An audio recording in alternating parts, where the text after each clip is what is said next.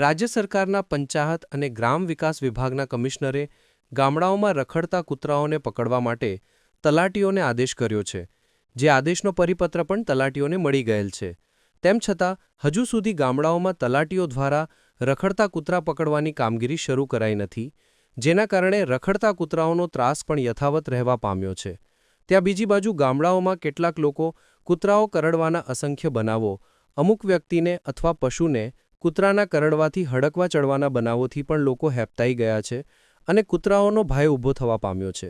ત્યારે હાલમાં તલાટીઓને એસઆઈઆરની કામગીરીમાં બીએલઓ તરીકે તો વળી કૃષિ સહાયની કામગીરી પણ ચાલતી હોય, તલાટીઓ પાસે કૂતરા પકડવાનો સમય ક્યાંથી હોય?